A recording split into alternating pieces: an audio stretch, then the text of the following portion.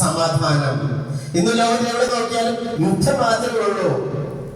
ഈ യുദ്ധത്തിന്റെ ഇടയിൽ യേശുനാഥന്റെ സമാധാനത്തിന് എന്തുമാത്രം പ്രാധാന്യമാണുള്ളത്. നമ്മുടെ ജീവിതത്തിൽ സമാധാനം ഉണ്ടോ? ചിരിക്കുന്നു. നമ്മുടെ ജീവിതത്തില് സമാധാനം ഉണ്ട്.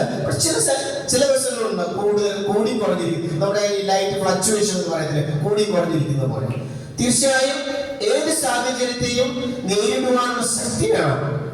യേശുനാഥൻ ദൈവം ഏൽപ്പിച്ച ദൗത്യം അക്ഷരാർത്ഥത്തിൽ വളരെ വ്യക്തമായി എല്ലാം നിവൃത്തി ചെയ്തുള്ളൂ. അത് സമാധാന പൂർണ്ണതയുടെ അടയാളമാണ് സമാധാനം. ഈ സമാധാനം നമുക്ക് പകുത്തു നൽകുവാൻ, പങ്കുവെച്ച് നൽകുവാൻ നമുക്ക് സാധിക്കണം.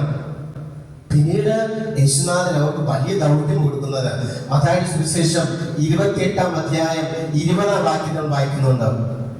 നിങ്ങൾ ലോകമെങ്ങും പോയി സർവ സൃഷ്ടികളോടും സുവിശേഷം പ്രസംഗിക്കുക, ഞാൻ ലോക അവസാനം വരെ എന്നും എപ്പോഴും ഒപ്പം ഉണ്ടായിരിക്കും. എന്താ ദൈവത്തിന്റെ നാമം? ആകുന്നവനും ആയിരിക്കുന്നവനും ഞാനാണ്. ഓക്കെ, ആ ദൈവമാണ് ഇന്ന് മത്തായിയുടെ സുവിശേഷം പറയുന്നുണ്ട്, ലോക അവസാനം വരെ എന്നും എപ്പോഴും ഞാൻ നിന്റെ ഒപ്പം ഉണ്ടായിരിക്കും.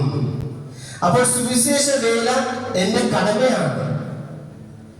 ദൈവം എന്നെ ഏൽപ്പിച്ച ഓരോ മാമോദീസ സ്വീകരിച്ച ഓരോ വ്യക്തിയുടെ കടമയാണ് ക്രിസ്തുവിനെ പകർന്നു നൽകുക. നമ്മൾ ക്രിസ്തുവിനെ പകർന്നു നൽകുന്നുണ്ടോ? യഥാർത്ഥ മിഷണറി മാറണം. മിഷണറി മാറണമെങ്കിൽ ആഫ്രിക്കയിലോ അല്ലെങ്കിൽ ഇന്ത്യയിലോ പോലല്ല. നമ്മൾ എവിടെ ആയിരിക്കുന്നുവോ അവിടെ യഥാർത്ഥ ക്രിസ്ത്യാനിയായി ജീവിക്കാൻ ശ്രമിക്കുക. നമ്മൾ ശ്രമിക്കുന്നുണ്ടോ? അല്ലെ നമ്മൾ ജീവിക്കുന്നുണ്ടോ യഥാർത്ഥ ക്രിസ്ത്യാനിയായി? അല്ലേ? എനിക്കില്ലെങ്കിൽ അവർക്ക് അത് പാടില്ല. നമ്മൾ ഞണ്ടിന്റെ സ്വഭാവം ശ്രദ്ധിച്ചിട്ടുണ്ടോ? ഉണ്ടോ? ഒരു ഞണ്ട് കഷ്ടപ്പെടി കയറി പോകുമ്പോ അടുത്ത ഞണ്ട് വലിച്ചിടും. ഈ സ്വഭാവമാണ് യേശുനാഥൻ നമ്മളിൽ നിന്ന് ഉന്മൂലനം ചെയ്യുവാൻ, ഇല്ലാതാക്കുവാൻ ദൈവം നമ്മുടെ ആവശ്യപ്പെടുന്നത് തന്നെയാണ്. നമ്മൾ ഇവിടെ വന്നൊക്കെ ജോലി ചെയ്യുമ്പോൾ ഒത്തിരി വ്യക്തികൾ ജോലി ഇല്ലാതെ ആയിരിക്കും. അപ്പോൾ നമ്മൾ ഒരിക്കലും സഹായിക്കത്തില്ല.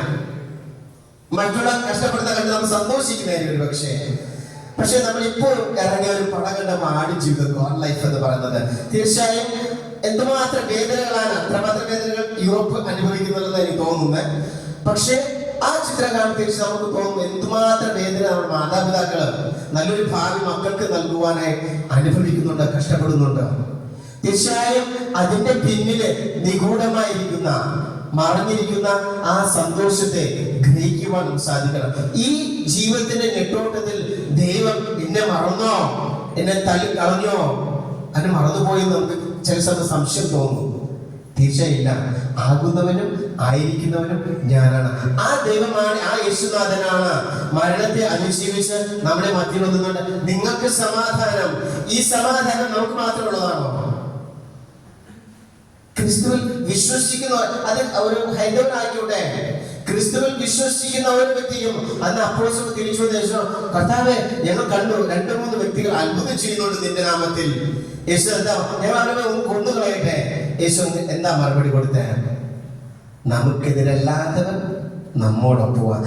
അവൻ പ്രഘോഷിക്കുന്നതും പ്രസംഗിക്കുന്നതും യേശുവിന്റെ നാമത്തിൽ, എന്റെ നാമത്തിലാണ്. അതുകൊണ്ട് അവനെ തടയണ്ട. ഇന്ന് ഒത്തിരി വ്യക്തികൾ യേശുവിന്റെ നാമത്തിൽ, അത് വൈദികൻ ആകണമെന്നില്ല, ഏതൊരു സത്യ ക്രിസ്ത്യാനിക്കും യേശുനാഥൻ വിശ്വസിക്കുന്ന ഓരോ വ്യക്തിക്കും, നിങ്ങൾക്കും എനിക്കും എല്ലാവർക്കും അത്ഭുതങ്ങൾ ചെയ്യാൻ സാധിക്കും. പക്ഷേ നല്ലൊരു വിശ്വാസം വേണം. വിശ്വാസം ഈ സാഞ്ചാടുന്ന വിശ്വാസം, സാഹചര്യങ്ങൾ ഒത്തവിധം ആടുന്ന വിശ്വാസമല്ല. അബ്രഹാത്തിന്റെ വിശ്വാസം, അത് ചെറിയ വിശ്വാസം, ഏറ്റവും വലിയ വിശ്വാസമാണ്. Tu sei la mia vita, altro io non ho. Tu sei la mia strada, la mia verità. Non avrò paura se tu sei con me. Finché avrò respiro fino a quando tu vorrai. Non stai con me, io ti prego resta con me. Immanuel, gruppo di preghiera.